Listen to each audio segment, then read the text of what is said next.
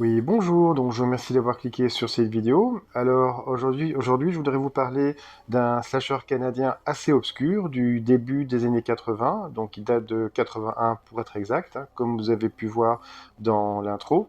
Donc film réalisé par Jim Makichuk. Alors Jim Makichuk, il n'a pas réalisé beaucoup de films, il a juste réalisé 4 films, il a plus œuvré en tant que scénariste. J'ai consulté sa filmo, donc que ce soit en tant que scénariste ou en tant que réalisateur, voilà, c'est pas des films que je connais. Pareil pour les acteurs, donc voilà, c'est des illustres inconnus. En tout cas, ils n'ont pas joué dans les films que je connais. Par contre, il y a un nom qui ressort de la production de ce film, et ce nom, c'est le nom de Paul Zaza. Donc Paul Zaza, il a composé la musique d'innombrables films. On va citer My Bloody Valentine et Meurtre à la Saint-Valentin. Je parle bien du film original de 81 réalisé par Georges Mialka. Donc c'est un film que j'adore vraiment. Donc d'ailleurs j'ai consacré une vidéo à ce film. Sachez que d'ici quelques mois je vais refaire complètement cette vidéo, hein, parce que voilà, c'était une de mes premières vidéos et voilà, je suis pas du tout satisfait du traitement, hein, donc c'est normal, hein, donc c'était une de mes toute première vidéo et donc il y a pas mal de maladresses, d'approximations. Mais voilà, donc sachez, voilà, donc dans quelques mois, je vais refaire complètement cette vidéo, repartir de zéro. Pour revenir à Paul Zaza, donc Paul Zaza a également composé la musique d'une franchise, donc qui est la franchise Prom Night, hein, donc il a composé la musique de Prom Night 1, 2, 3, 4. Prom Night, a.k.a. le bal de l'horreur, hein, donc le premier, il y avait Jamie Lee Curtis qui jouait dedans et Leslie Nielsen, hein, donc c'est marrant de voir Leslie Nielsen qu'on connaît surtout pour la série Naked Gun, la série des Yati pilotes de l'avion aussi, c'est marrant de le voir jouer dans un rôle plus dramatique, on va dire. Euh, Sinon, il a également composé la musique d'un excellent slasher canadien qui est Visiting Hours, donc a.k.a. Terreur à l'hôpital central. Hein, donc c'est un très bon slasher doté d'un excellent casting avec Michael Ironside, William Shatner, ainsi que l'actrice qui joue dans la série Chapeau melon et bottes de cuir. Je ne reviens plus sur son nom, mais je vais le noter ici. Il a également composé la musique d'un film assez culte qui est Meurtre par décret, film que je n'ai pas encore vu, hein, donc qui date de 79. C'est sur Jack l'Éventreur. Mais voilà, donc il a quand même composé la musique énormément de films, hein, comme vous avez pu le voir. Alors le pitch est très simple en fait, hein. Donc c'est deux couples qui sont en week-end à la montagne, ils sont vraiment au milieu de nulle part. Et là, c'est vraiment la montagne, c'est en plein hiver, la montagne est sous la neige, et ils vont décider de passer dans une épicerie pour chercher quelques produits, quelques victuailles pour passer le week-end. Et là, comme dans tout bon slasher qui se respecte, eh bien, donc le tenancier donc va dire allez, au couple, hein, il va les avertir, ne vous rendez pas dans ce coin-là de la montagne, c'est dangereux, vous savez pas ce qui vous attend. Et voilà, évidemment, les deux couples n'en ont cure et voilà, ils décident quand même de partir. Donc ils vont vraiment s'aventurer dans le fin fond de la montagne, où ils sont vraiment très isolés et le temps, il commence à se perdre malheureusement, donc ils ne retrouvent plus leur chemin et le temps est vraiment exécrable, il commence à neiger beaucoup, la température elle diminue fortement. Donc là, et en plus de ça, une des deux motoneiges est en panne, hein. Donc là, ils doivent vraiment trouver un abri. Finalement, ils vont trouver un abri, donc ce sera un hôtel. Ils pensent que l'hôtel est abandonné, mais en fait non, parce qu'il y a du chauffage, hein. D'ailleurs, ils vont consulter le registre, hein, donc le registre de l'hôtel, et ils vont constater que la dernière personne qui s'est enregistrée, ben, c'était il y a plus d'un an. Mais voilà, donc l'hôtel a l'air abandonné, mais comme je vous ai dit, malgré tout, il y a du chauffage. Donc ils vont se mettre à un peu chercher dans l'hôtel pour voir s'ils trouvent quelqu'un, des employés, le gérant, mais ils ne trouvent personne. Et ils vont décider de passer la nuit. Et comme ça, ce sera mieux pour eux de partir le lendemain. Parce que là, actuellement, le temps ne permet pas pour eux de sortir. Et sinon, voilà, ils risquent d'y passer, en fait. Et donc, ils vont décider de passer la nuit dans cet hôtel. Et évidemment, vous vous doutez bien que les choses ne vont pas se passer très bien pour ces deux couples, hein, puisqu'ils vont se faire tuer un par un. Donc voilà, donc là je vais vous passer le trailer, et puis après le trailer, comme d'habitude, on se retrouve pour avoir des informations sur le film, sur la production, box-office. Euh, voilà, donc je vous lance le trailer et on se retrouve juste après. Merci.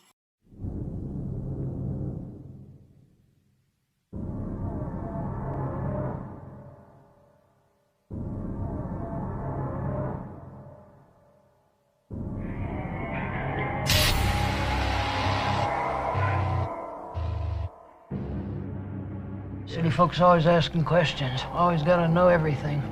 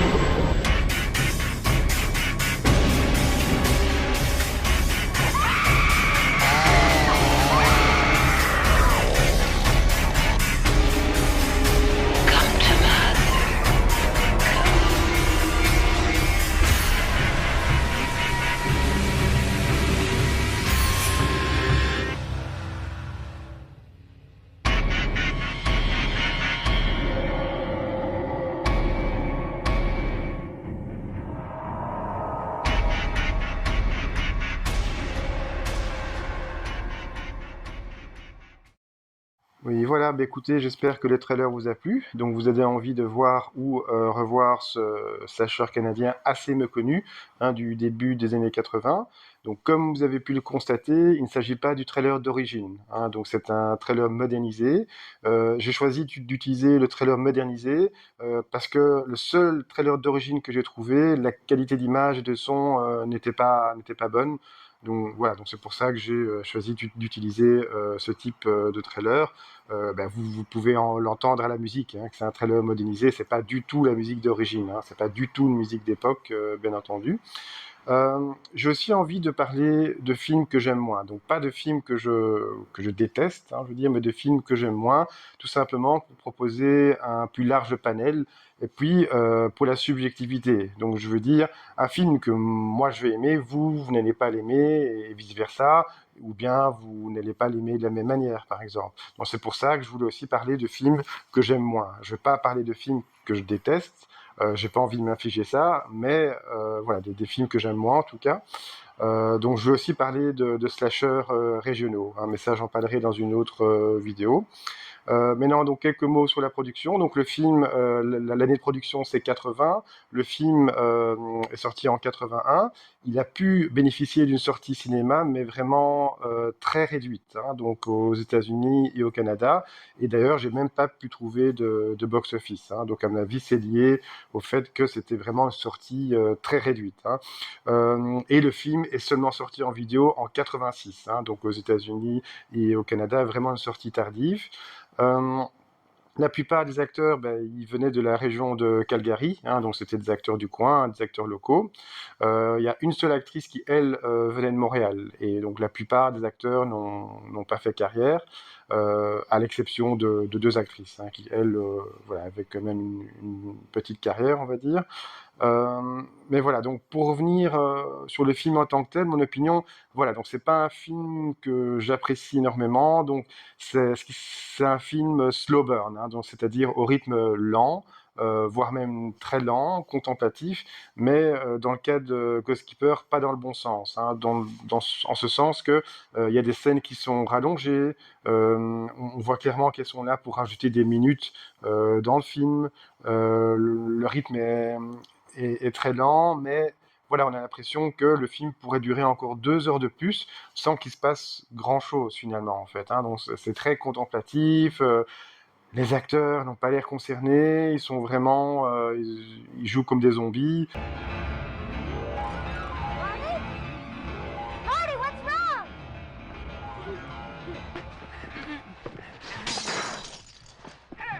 What the hell's going on in here? I think it's an old lady.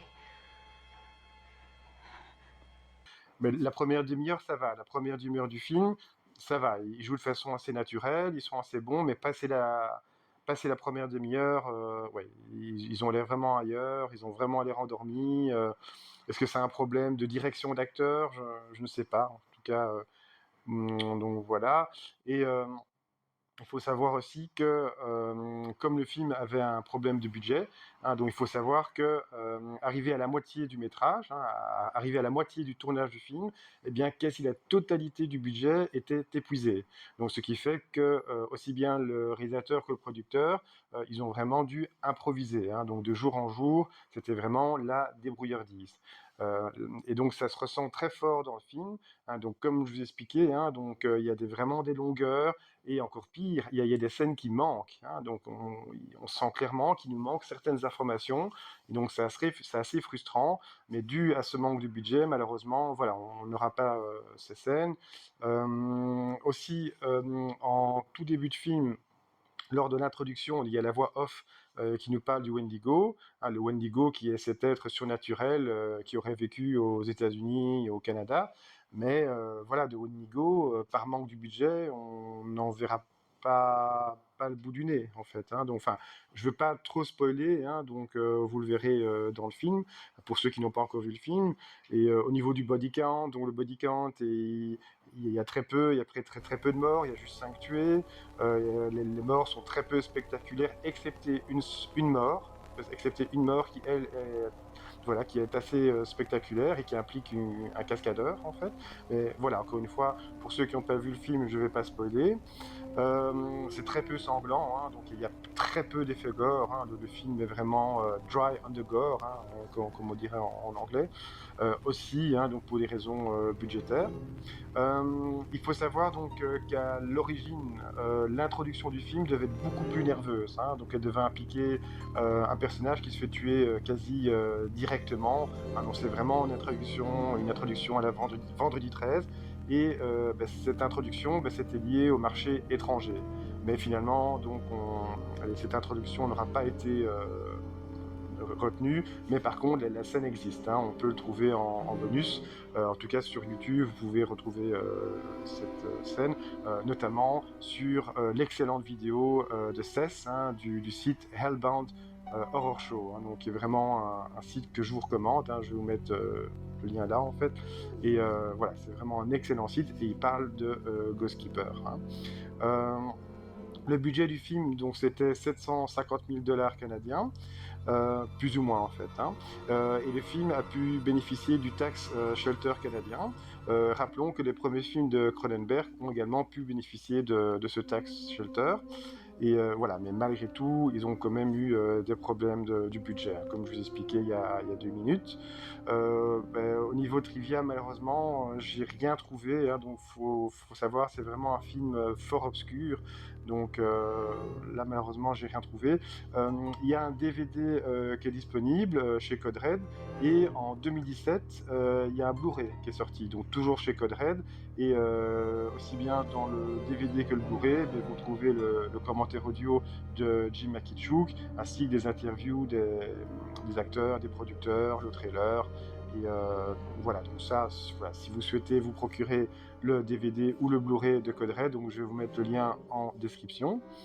Paul Zaza, donc, qui est compositeur du film, il a utilisé une partie du score de Prom Night et le bal de l'horreur pour ce film, en fait, hein. Donc ça, c'est un petit trivia. Voilà, écoutez, si cette vidéo vous a plu, n'hésitez pas à lâcher un petit pouce bleu, laisser un commentaire et surtout à vous abonner, c'est ce qui m'aiderait le plus. Écoutez, je vous remercie d'avoir visionné cette vidéo et je vous dis à la prochaine.